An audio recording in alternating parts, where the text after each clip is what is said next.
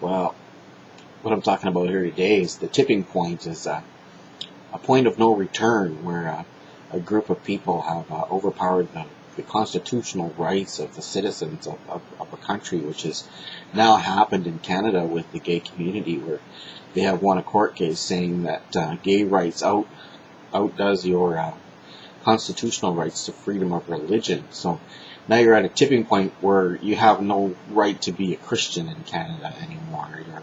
You can't defend yourself in a court of law. You can't walk in and say, hey, this person has offended me. But we've also reached the tipping point with the Muslims coming in from Ottawa. It's the same government that just gave the homosexuals the right to overpower the Christians' freedom of religion in Canada has now given the green light to bring in ISIS and Hamas fighters from overseas, and there was protests in Ottawa where these Hamas and ISIS fighters were wearing their flags over their backs and marching through the streets chanting for death to the Christians and Jews and homosexuals. So we're at a tipping point now where it's going to wind up in a war, and they've been taking our guns away so we can't fight back against it. But it was Albert Pike's plan in the 1800s and 1700s to start 3 world wars, where one against the Jews and the Christians and the atheists, and things against the Muslims, and now they're bringing them in by boatloads, and Trudeau had a meeting with George Soros about how many he had to bring in to bring this around to being actual facts. So basically, you should probably buy a gun if you live in Canada or the U.S. and a whole lot of ammo, maybe an army surplus gun with army surplus ammo, because they're cheap and the ammo is inexpensive and comes in big crates, so you can survive for a while. If you're a Christian, you should head out into the mountains, sell your house in the cities, and head to the country and find a little place with a little cabin and get away from all of this. Well, you still can for now. At least you can live out there, hunt and survive if you're in Canada and in the U.S. I mean, Trump is holding the ground the best he can, and I'm not totally for Trump and by any aspect of your imagination. The American government owes me money for some things I made, and I haven't been paid. So, and I wrote him to get paid, and he never paid me for what I made, but I can't say what it is. But anyways, yeah. So it's at the tipping point, people.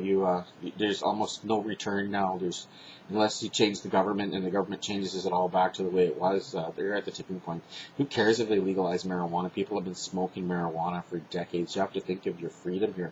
You're going to wind up in a war. People are going to start killing you just because you're an infidel. If you're a Canadian or an American and you don't believe in Islam, you're an infidel. They'll just come and chop your head off and murder you. They don't care. That's what's going to happen when they start bringing in more and more. They've already got so many that there's protests going on. They've thrown Tommy Robinson in prison in the UK because he was standing up to the Muslim invasion, and they didn't want that. So they're just bringing him in to kill you. That's what they're doing. It's a tipping point.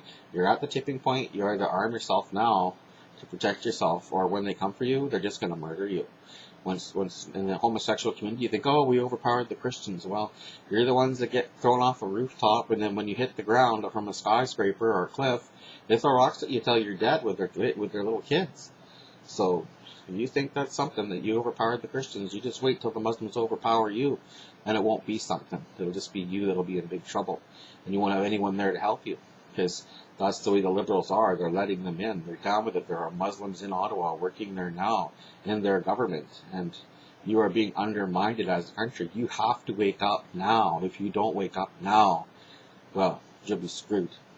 Anyway, take care. God bless. Oh, by the way, if you want to make a donation, you can write me at 412 1980 Pandosi, Kelowna, BC, B1Y 1S1 to Daniel Ackerman. And I'm sure I could use the money to do my work for God and put out tracts to people who don't know God and help the poor and things like that. That's what I do with it. So if you want to make a donation, you go ahead. I could use the money. Thanks. Bye-bye.